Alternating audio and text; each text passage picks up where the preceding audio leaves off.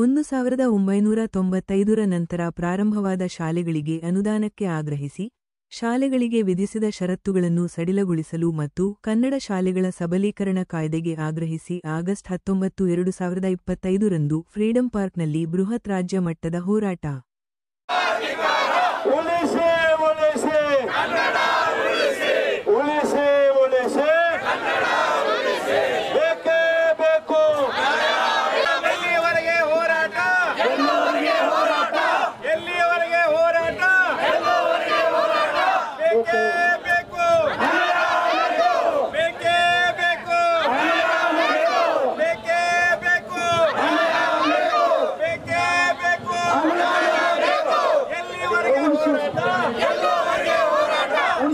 ಕನ್ನಡ ಶಾಲೆ ಉಳಿಸಿ ಉಳಿಸಿ ಉಳಿಸಿ ಉಳಿಸಿ ಉಳಿಸಿ ಉಳಿಸಿ 95ರ ನಂತರ ಶಾಲೆಗಳಿಗೆ 95ರ ನಂತರ ಶಾಲೆಗಳಿಗೆ ಆರ್ಟಿ ಮರುಚಾಲನೆ ಮಾಡಲೇಬೇಕು ಮಾಡಲೇಬೇಕು ಮಾಡಲೇಬೇಕು ಆರ್ಟಿ ಮರುಚಾಲನೆ ಮಾಡಲೇಬೇಕು ಮಾಡಲೇಬೇಕು ಮಾಡಲೇಬೇಕು. ಅನುದಾನಿತ ಶಾಲೆಗಳಲ್ಲಿ ಖಾಲಿ ಇರುವ ಹುದ್ದೆಗಳು ಅನುದಾನಿತ ಶಾಲೆಗಳಲ್ಲಿ ಖಾಲಿ ಇರುವ ಹುದ್ದೆಗಳು ಇಂಗ್ಲಿಷ್ ಮಾಧ್ಯಮ ಅಂತ ಹೇಳ್ತಾ ಇದ್ರಲ್ಲ ಸರ್, ಯಾವ ನ್ಯಾಯ ಇದು? 1ನೇ ತರಗತಿಯಿಂದ ಇಂಗ್ಲಿಷ್ ಪಠ್ಯ ಪುಸ್ತಕ ಇದೆ, ಕಲ್ಸಕ್ಕೆ ಬೇಡ ಅಂತಾರವ ನಿಮಗೆ? ಪೂರ ಕನ್ನಡ ಶಾಲೆ ಮಹಾನಾಮ ನಡೆದಿದೆ. ಈ ವರ್ಷ 4137 ಕನ್ನಡ ಮಾಧ್ಯಮ ಶಾಲೆಯನ್ನು ಬಂದ್ ಮಾಡಿ ಇಂಗ್ಲಿಷ್ ಮಾಧ್ಯಮ ತೆಗಿತಾ ಇದೆ. ಯಾಕೆ ಸ್ವಾಮಿ ನಿಮಗೆ ಯಾಕೆ ಇಂಗ್ಲಿಷ್ ಮಾಧ್ಯಮ? ಕನ್ನಡ ಬೆಳವಣಿಗೆ ಏನು ಇದೆ ನಿಮ್ಮ ಯೋಜನೆ ಕೊಡಿ. ಇವತ್ತು ಶಿಕ್ಷಕರಿಗೆ ಒಂದು ತುತ್ತು ಊಟ ಇಲ್ಲ ಸರ್, 30 ವರ್ಷದ ಡ್ಯೂಟಿ ಮಾಡ್ತಾ ಇದ್ದಾರೆ. ಅವ್ರಿಗೆ ನಿಮ್ಮ ಅನುಕಂಪ ಬೇಡವಾ? ನಿಮಗೆ ರಕ್ಷಣೆ ಬೇಡವಾ? ಶಿಕ್ಷಣ ಹಕ್ಕು ಬೇಡವಾ ಶಿಕ್ಷಕರಿಗೆ? ಎಷ್ಟು ಸಾರಿ ನಾವು ರಸ್ತೆ ಮೇಲೆ ನಿಂತು ಧೋರಣೆ ಮಾಡೋದು? ಯಾವ ಜನಪ್ರತಿನಿಧಿ ಕೂಡ ಇದಕ್ಕೆ ಮುಂದೆ ಬರ್ತಾ ಇಲ್ಲ. ಆದರೆ ಮುಂದಿನ ದಿನಗಳಲ್ಲಿ ಇದು ಉಗ್ರ ಹೋರಾಟಕ್ಕೆ ನಾವು ಕೈಗೊಳ್ತೀವಿ. ಹಾಗಾಗಿ ಸರ್ಕಾರ ಎಚ್ಚೆತ್ತುಕೊಂಡು 95 ನಂತರ ಪ್ರಾರಂಭವಾದಂಥ ಕನ್ನಡ ಮಾಧ್ಯಮ ಶಾಲೆಗಳಿಗೆ ಅನುದಾನ ನೀಡಿ ನ್ಯಾಯ ಒದಗಿಸಿಕೊಡ್ಬೇಕು. ಬಡವರ ಮಕ್ಕಳ ಆಶ್ರಯದ RD ಮರಿಜಾರಿ ಮಾಡಬೇಕು. ಇದು ನಮ್ಮ ಇದೆ. ನಾವು ಇವತ್ತು ಖಾಸಗಿದವರು ಮೌಲ್ಯದಲ್ಲಿ ನಮ್ಮದೇ ನಂಬರ್ 1, ರಿಸಲ್ಟದಲ್ಲಿ ನಂಬರ್ 1. ಆದರೆ ನಮ್ಮ ಶಾಲೆ ನಡೆಸ್ತಕ್ಕಂಥ ಎಷ್ಟು ಕಂಡೀಷನ್ ಹಾಕ್ತೀರಿ ಸರ್? ಎಷ್ಟು ಷರತ್ತುಗಳು ನಮಗೆ? ಶಾಲೆ ನಡೆಸಕ್ಕೆ ಆಗ್ತಾ ಇಲ್ಲ, ನೀವು ನಡೆಸ್ತಾ ಇಲ್ಲ, ನಮಗೂ ನಡೆಸಕ್ಕೆ ಬಿಡ್ತಾ ಇಲ್ಲ ಸ್ವಾಮಿ. ಏನಿದು ನ್ಯಾಯ? ನೀವೇ ಹೇಳಿ. ನಾವು ಇಷ್ಟು ಚೆನ್ನಾಗಿ ಶಾಲೆ ನಡೆಸ್ತಾ ಇದ್ದೀವಿ, ನಮಗೆ ಒಂದು ಪ್ರೋತ್ಸಾಹ ಇಲ್ಲ, ಅನುದಾನ ಇಲ್ಲ, ಒಂದು ಮೂಲಭೂತ ಸೌಲಭ್ಯ ಇಲ್ಲ. ಆದರೆ ನವೀಕರಣ ಹೆಸರ ಮೇಲೆ ನಮಗೆ ಶೋಷಣೆ ಮಾಡ್ತಾ ಇದ್ದೀರಿ. ಒಂದು ಶಾಲೆ ತೆಗೆಯೋಕ್ಕಾಗ್ತಾ ಇಲ್ಲ ಸರ್.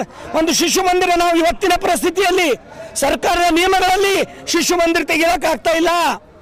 ಆ ನಿಯಮದಲ್ಲಿ ಇವತ್ತು CBSE ಶಾಲೆ ತೆಗಿಬಹುದು ನಾವು. ಹಾಗಾಗಿ ಎಲ್ಲೋ CBSE ಶಾಲೆ ಬೆನ್ನು ಹತ್ತಿದ್ದಾರೆ. ಯಾಕಂದ್ರೆ ಅದು ಸರಳಿಲ್ಲ. ನಿಮ್ಗೆ ಗೊತ್ತಿರಬಹುದು, ರಾಮಕೃಷ್ಣ ಹೆಗಡೆ ಅವರು ಮುಖ್ಯಮಂತ್ರಿ ಇದ್ದಾಗ 1ರಿಂದ 4ನೇ ತರಗತಿ ಯಾವುದೇ ಅನುಮತಿ ಅವಶ್ಯಕತೆ ಇದ್ದಿಲ್ಲ. ನೇರವಾಗಿ ಕನ್ನಡ ಶಾಲೆ ಬೆಲ್ಲಿ ಬೇಕಾದ್ರೆ ತೆಗೀರಿ, 5ನೇ ತರಗತಿಯಿಂದ ನಿಮ್ಗೆ ಅನುಮತಿ ಕೊಡ್ತಿರೋ ಅಂತ ಒಂದು ವ್ಯವಸ್ಥೆ ಇತ್ತು. ಇವತ್ತ ಕನ್ನಡ ಮಾಧ್ಯಮ ಶಾಲೆ ಶಿಶು ಮಂದಿರ ತೆಗೆಯಕ್ಕಾಗ್ತಾ ಇಲ್ಲ. ಇಷ್ಟೊಂದು ಷರತ್ತುಗಳು. ಒಂದು ಸರಾಯಿ ಅಂಗಡಿ ಬೇಗ ತೆಗಿಬಹುದು, ಕನ್ನಡ ಶಾಲೆ ತೆಗೆಯಕ್ಕಾಗ್ತಾ ಇಲ್ಲ ಸರ್ ಕರ್ನಾಟಕದಲ್ಲಿ. ಎಂತ ದುರ್ದೈವ ಸರ್ ಇದು? ಕನ್ನಡ ಶಿಕ್ಷಕರಿಗೆ ಏನು ದುರ್ದೈವ ಇದು? ನಮ್ಮ ಕರ್ನಾಟಕದಲ್ಲಿ ಕನ್ನಡ ಶಾಲೆಗಳ ಮಾರಣ ಹೋಮ ಸಮಾಧಿ ಆಗ್ತೇವೆ. ಕನ್ನಡ ಶಾಲೆಗಳು ಯಾವ ಸಂಘಟಕರು ಬರ್ತಾ ಇಲ್ಲ, ಯಾವ ಸಾಹಿತ್ಯಗಳು ಬರ್ತಾ ಇಲ್ಲ.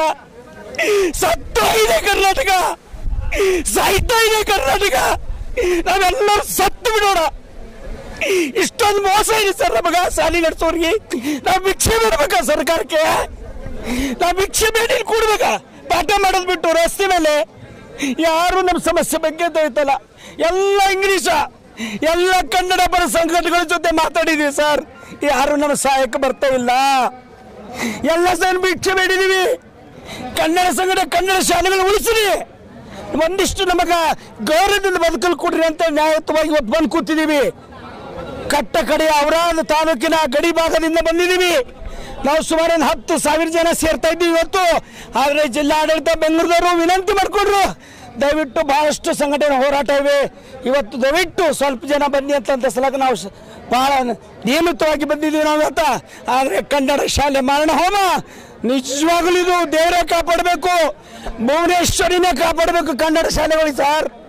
ಎಂತ ಅವಮಾನ ಸರ್ ನಮ್ಮ ಕನ್ನಡಕ್ಕೆ. ಕನ್ನಡ ಶಾಲೆ ಮುಚ್ಚಿ ಇಂಗ್ಲಿಷ್ ಮೀಡಿಯಂ ಕಲಿತೀನಿ. ಯಾವ ಒಬ್ಬ ಪ್ರತಿಭಟನೆ ಮಾಡಲ್ಲ, ಯಾವ ಒಬ್ಬ ಏನೂ ಕೇಳೋದಿಲ್ಲ, ಯಾವ ಅಧಿವೇಶನದಲ್ಲಿ ನಮ್ಮ ಸಮಸ್ಯೆ ಚಗಾರ ಎತ್ತಲ್ಲ ಸರ್. ಹೇಳ್ತಾರೆ 30,000 ಶಾಲೆ ಸ್ವಾರ್ಥ ಇದ್ದಾವ ಅಂತ ಹೇಳ್ತೀರಲ್ರಿ ನೀವು. ಏನ್ ಮಾಡ್ತೀರಿ ನೀವು? ನೀವಾದ್ರೆ ಚೆನ್ನಾಗಿ ನಡೆಸ್ತೀರ ಕನ್ನಡ ಶಾಲೆ, ನಾವು ಚೆನ್ನಾಗಿ ನಡೆಸ್ತಾ ಇದ್ರೆ ನಮಗೆ ಎಷ್ಟು ಶರ್ತ್ ಹಾಕ್ತೀರಿ ನೀವು? ದಯವಿಟ್ಟು ಸಿದ್ದರಾಮಯ್ಯ ಅವರೇ ಇದ್ರ ಬಗ್ಗೆ ಸ್ವಲ್ಪ ಕಾಳಜಿ ವಹಿಸಿ, ನೀವು ಕನ್ನಡ ಶಾಲೆಗಳು ಉಳಿಸಿ, ನಮಗೆ ಅನುದಾನ ಕೊಡಿ, ಬಡವರ ಮಕ್ಕಳಿಗೆ ಅಡ್ಡಿ ಕೊಡಿ, ನಮಗೆ ಹಾಕಿದಂಥ ಷರತ್ತುಗಳು ಸಡಿಲಗೊಳಿಸಿ ಸರ್. ಈ ಹೋರಾಟಕ್ಕೆ ಈ 3 ಬೇಡಿಕೆ ಇಟ್ಕೊಂಡು ನಾವು ಬಂದಿದ್ದೀವಿ. ದಯವಿಟ್ಟು ನಮ್ಮ ಬೇಡಿಕೆ ಮಾಡಿ. ಶಿಕ್ಷಕರು ಉಗ್ರರಾದರೆ ದೊಡ್ಡ ಕ್ರಾಂತಿ ಆಗುತ್ತೆ ಸರ್. ಶಿಕ್ಷಕರು ತಾಳ್ಮೆಯಿಂದ ಇದ್ದೀವಿ, ಮ್ಯಾನೇಜ್ಮೆಂಟ್ ತಾಳ್ಮೆಯಿಂದ ಇದ್ದೀವಿ. ನಮ್ಮ ತಾಳ್ಮೆ ಪರೀಕ್ಷೆ ಮಾಡ್ಕೊಳ್ಬೇಡಿ, ನಮ್ಮ ತಾಳ್ಮೆ ಪರೀಕ್ಷೆ ಮಾಡ್ಕೊಳ್ಬೇಡಿ ಅಂತ ವಿನಂತಿ ಮಾಡ್ಕೋತೀವಿ ಸರ್, ವಿನಂತಿ ಮಾಡ್ಕೋತೀವಿ.